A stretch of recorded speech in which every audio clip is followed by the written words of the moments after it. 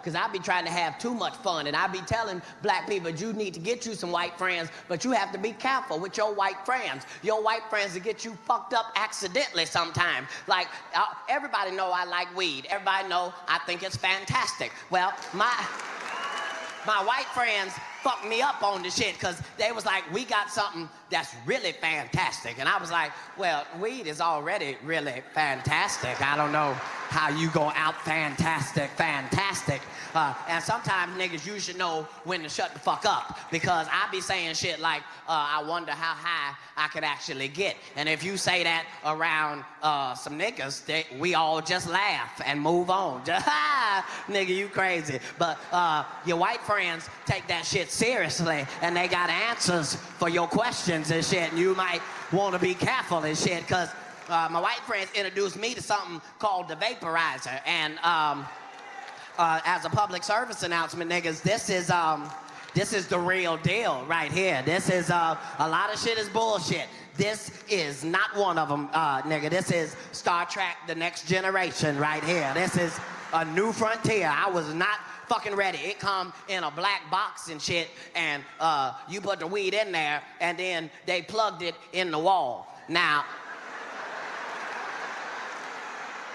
soon as I saw them plug it into the wall, I realized I had already crossed my motherfucking boundary. I'm standing there with a lighter in my motherfucking hand like, this motherfucker is no bullshit. It got real knobs on it. You don't put it on warm. It's like an oven. You put it on a real temperature, like 375, like Jiffy corn muffin mix numbers. And it ain't got no fire and no smoke, which really fuck with me, because if you smoke weed, the smoke is your way of knowing when not to go too far. You can't really go too far, because when you've achieved maximum highness, your lungs will let you know. That's when you can't catch the cough. When you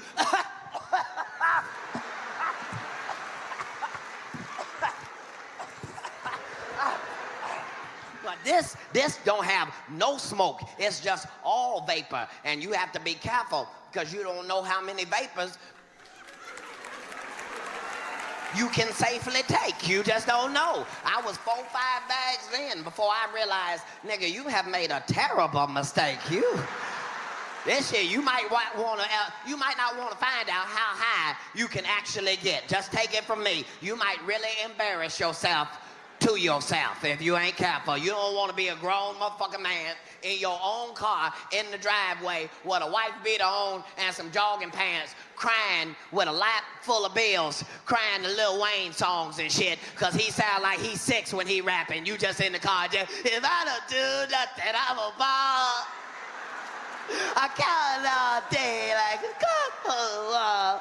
Good, give you buddy, just a bag boy. Look in the left mirror. I ain't never read from the dick I had that damn. So, hey, just saying, you might not want to get to that motherfucking extreme. That shit got so high, it took me all the way low, and then took me all the way high. And you're not supposed to be so high that you go in your house and start fucking with your kids' Wii game. You are not supposed to do it, because Wii and weed do not go together. They seem like they should go together, but they don't, because the Wii wants you to be active, and weed wants you to sit your motherfucking ass down, and you should not be fucking with that. You are not supposed to, as a grown man, get so high that you done went in the house, found your kids' Wii, playing the tennis game, and done fucked up your whole goddamn house, losing by 1,000 goddamn points, trying to play tennis in your living room and shit. Move the couch! Kids come back home. What happened, Daddy? It looked like a tornado came through here. Lil Wayne was in here crying and shit. I don't know what the fuck happened. I'm sorry.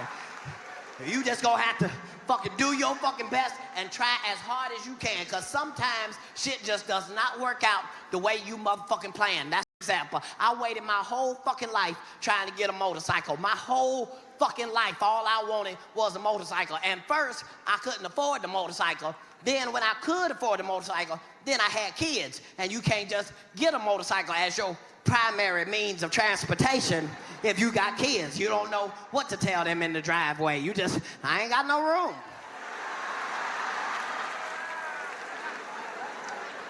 And I finally was able to fucking get the motorcycle. I was happy like a kid at motherfucking Christmas. You don't understand. I have never been this goddamn happy. I had the motherfucking motorcycle, and it was small and black and fast, just like me. And I had got the black Harley Davidson boots and the leather one piece that zip up here, and got the knee pads and shit already in it. I look like a black toddler superhero. Like, you should call me to solve small crimes and shit. But I felt good than a motherfucker, because I'm not that big in regular life, but on a motorcycle, nigga, I'm the perfect size. If you look in the rear view, you don't even see me coming, nigga. It just look like a bike is coming by itself, nigga. And I was so motherfucking proud to have that motherfucker, and I thought everybody was gonna be excited for me because I was happy, and everybody talked shit. Everybody who saw me standing by the goddamn bike talk shit about, nigga, what the fuck is you doing with a bike, nigga? You gonna kill yourself. And then my bodyguard who ride a Harley every goddamn day, I'm thinking this nigga gonna have my back. This the first nigga talking shit, talking about, nigga, if you ride, nigga, you gonna fall.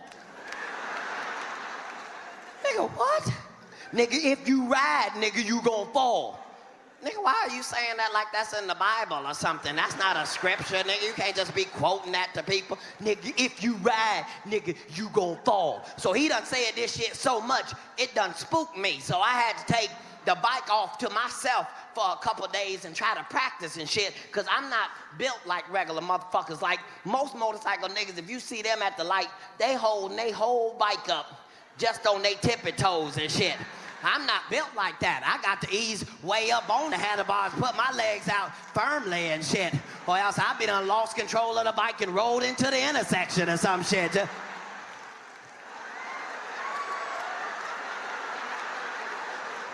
I had to go off to my motherfucking self and try to get my shit in fucking order. So I done worked on it for like 3 or 4 days, and finally I feel comfortable enough to debut and showcase me and my motherfucking fast-ass black motherfucking bike. So we are in Tampa, and it's the perfect situation. It's a curvy road that go like this, and then it break into a straight shot for a mile. Now, I'm not gonna fuck with the curvy part, but I am in the cusp of the curb and the straightaway, and all I'm waiting for is the bus to come, because it's got glass windows, and I want them to come around and then catch me in all my motherfucking glory down the goddamn street. And I'm not telling my bodyguard, because I want him to be the first motherfucker with the dusty mouth for talking shit about me in the first goddamn place. So this is how it was in my head. Now you know what I was thinking in my head. Now, it had been raining for a couple days before this day.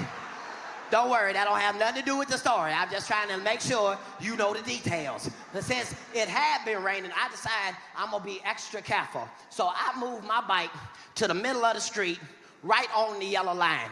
And the reason I'm doing that is because it's a straight shot, and I want to make sure if somebody comes from this way or that way, I can fucking maneuver. Now, you can probably hear some niggas grumbling and laughing in the back. Them is real motorcycle riders who is telling their friends, you should never, ever be on the yellow line, because that's the slipperiest place on the goddamn street. But none of them smart-ass niggas was there at the goddamn time, so I'm just gonna tell the story like the fuck it happened. So, here I am on the yellow line. The bus is coming through the curves. Now, you know when you get excited how everything slow down and go into slow motion and shit? That's where the fuck I was. I saw the bus, I went into slow motion, and I hit that motherfucker one time. Now, let me pause the story right here, just to say sometimes shit does not work out the way you goddamn planned it. 1 second, I'm waiting on my moment of glory. Shoo! I hit it one time. Yeep! I don't know what happened the next second. But the second after that, I am in the middle of the goddamn street with my bike on top of me. Now, not only am I in the middle of the goddamn street, trapped under my own goddamn bike, the bus has now pulled up right the fuck here. So now everybody in my staff is looking at me trapped under my own goddamn bike. And my bodyguard, who could have easily picked this motherfucker up off of me, is too busy getting his 7 goddamn chuckles under his goddamn helmet and shit. And not only am I caught under my own fucking bike, my left hand is caught up under the handlebars, so not only am I trapped under my own bike in the middle of the street, I am slowly spinning for no goddamn reason at all. Just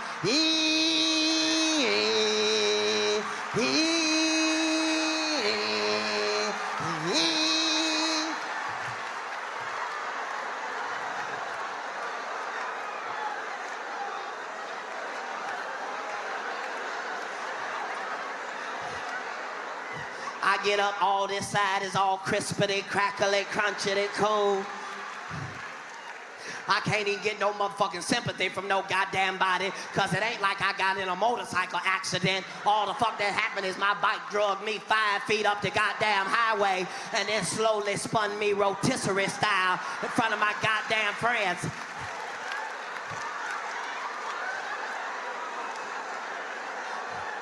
I had to do what any real motherfucker would do in that situation. I got back on that motherfucker and made them follow me for 500 miles while I did 2.5 miles an hour crying, nigga. Y'all been on that. I've been Katt Williams.